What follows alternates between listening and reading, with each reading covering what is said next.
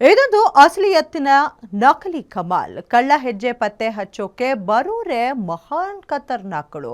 Great officers ತರ entry ಕೊಟ್ಟು ಸಾವಿರಾರು ರೂಪಾಯಿ ಕಮಾಲ್ ಮಾಡಿ ಗ್ರೇಟ್ ಎಸ್ಕೇಪ್ ಆಗೋರ ನಕಲಿ ಕಹಾನಿಯ ಫುಲ್ ಡೀಟೇಲ್ಸ್ ಇಲ್ಲಿದೆ.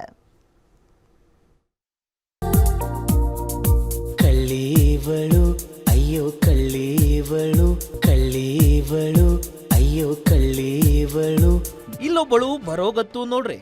ಕತ್ತಲ್ಲಿ ಐಡಿ ಕಾರ್ಡ್, ಕೈಯಲ್ಲಿ ಮೊಬೈಲ್ ಹಿಡ್ಕೊಂಡು ಮಾತಲ್ಲೇ ಗತ್ತು ಗಮ್ಮತ್ತು ತರೋ ಈಕೆ ಚೆಕಿಂಗ್ ಆಫೀಸರ್ ಅಂತೆ. ನಕಲಿ ಚೆಕ್ ಮಾಡೋ ಈಕೆ ನಕಲಿ ಕಂಡ್ರಪ್ಪೋ ನಕಲಿ. ನಾನು FSM ಅಂತ ಫುಡ್ ಡಿಪಾರ್ಟ್ಮೆಂಟ್ ಕಡೆಯಿಂದ ಬಂದಿದ್ದೀನಿ. ನಿಮ್ಮ ಫುಡ್ ಲೈಸೆನ್ಸ್ ಎಲ್ಲಿದೆ? ನೆಲಮಂಗಲದಲ್ಲಿ ನಕಲಿ ಫುಡ್ ಸೇಫ್ಟಿ ಅಧಿಕಾರಿಗಳಂತೆ ಹಾವಳಿ. ಖಡಕ್ ಫೇಕ್ ಆಫೀಸರ್ಗೆ ಅಮಾಯಕರೇ ಟಾರ್ಗೆಟ್. ಅಂಗಡಿಗಳಿಗೆ ಲಗ್ಗೆ ಇಟ್ಟು ಹಣ ದೋಚಿದ್ಲು ಕೀಲೇಡಿ. ಹೌದು, ನಾವು ಫುಡ್ ಆಫೀಸರ್ ಎಂದು ಹೇಳಿಕೊಂಡು ಅಂಗಡಿ ಮಾಲೀಕರ ಬಳಿ ಹಣ ದೋಚುತ್ತಿರೋ ಲೇಡಿ ಗ್ಯಾಂಗ್ ಸಖತ್ ಆಕ್ಟಿವ್ ಆಗಿದೆ.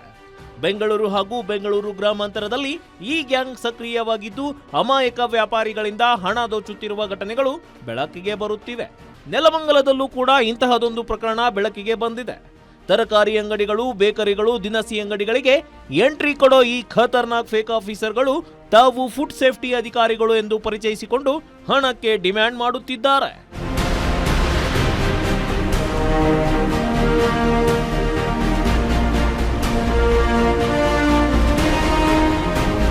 ನೆಲಮಂಗಲದಲ್ಲಿ ಓರ್ವ ಮಹಿಳೆ ತನ್ನನ್ನ ಫುಡ್ ಸೇಫ್ಟಿ ಅಧಿಕಾರಿ ರೇಖಾ ಎಂದು ಪರಿಚಯಿಸಿಕೊಂಡು ಬೇಕರಿ ಮಾಲೀಕ ರಾಜು ಎಂಬುವರ ಅಂಗಡಿಗೆ ಭೇಟಿ ನೀಡಿ ಲೈಸೆನ್ಸ್ ಮತ್ತು ತಪಾಸಣೆ ಹೆಸರಿನಲ್ಲಿ 1416 ರೂಪಾಯಿ ಹಣಕ್ಕೆ ಬೇಡಿಕೆ ಇಟ್ಟಿದ್ದಾರೆ.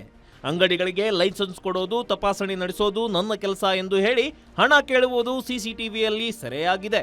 ಈ ವಿಡಿಯೋ ಆಧರಿಸಿ ಅಂಗಡಿ ವ್ಯಾಪಾರಿ ನೆಲಮಂಗಲ ಪೊಲೀಸ್ ಠಾಣೆಗೆ ದೂರು ನೀಡಿದ್ದಾರೆ. ಈ ಪ್ರಕರಣದ ಕುರಿತು ನೆಲಮಂಗಲ ಫುಡ್ ಸೇಫ್ಟಿ ಅಧಿಕಾರಿ ನಾಗೇಶ್ ಅವರು ಕೂಡ ಮಾಹಿತಿ ಪಡೆದಿದ್ದು ಇಂತಹ ನಕಲಿ ಅಧಿಕಾರಿಗಳಿಂದ ಎಚ್ಚರಿಕೆ ವಹಿಸುವಂತೆ ವ್ಯಾಪಾರಿಗಳಿಗೆ ಮನವಿ ಮಾಡಿದ್ದಾರೆ. ಇಲ್ಲ, ನಿಮ್ಮ ಮೀಡಿಯಾ ಮೂಲಕನೇ ಇವತ್ತು ನಮ್ಮ ಗಮನಕ್ಕೆ ಬಂದಿದೆ.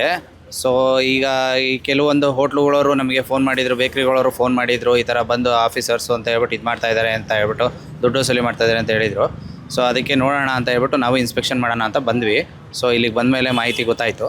ಸೊ ಹಾಗಾಗಿ ಇವರಿಗೆಲ್ಲ ಅರಿವು ಮೂಡಿಸ್ತಾ ಇದ್ದೀವಿ. ನಮ್ಮ ಇಲಾಖೆಯಿಂದ ಯಾರೋ ರೀತಿ ಆ ಥರ ಬರೋದಿಲ್ಲ ಅಂತ ಹೇಳ್ಬಿಟ್ಟು ಈ ಥರ ಬಂದಿರೋದಕ್ಕೆ ನಾವು ಆ ಒಂದು ವಿಚಾರಗಳನ್ನ ನಮ್ಮ ಮೇಲಧಿಕಾರಿಗಳಿಗೆ ತಂದು ಅವ್ರ ಮೇಲೆ ಏನು ಕ್ರಮ ಜರುಗಿಸಬೇಕು ಅದನ್ನು ನಾವು ಮುಂದಿನ ದಿನದಲ್ಲಿ. ಇಂತಹ ಇನ್ನೂ ಅನೇಕ ಮೋಸದ ಪ್ರಕರಣಗಳು ಬೆಳಕಿಗೆ ಬರದೇ ಇರುವ ಸಾಧ್ಯತೆ ಇದ್ದು ಜಿಲ್ಲೆಯಲ್ಲಿ ಈ ಗ್ಯಾಂಗ್ ನಿರ್ಭಯವಾಗಿ ಸಕ್ರಿಯವಾಗಿರುವುದಾಗಿ ಮೂಲಗಳು ತಿಳಿಸಿವೆ.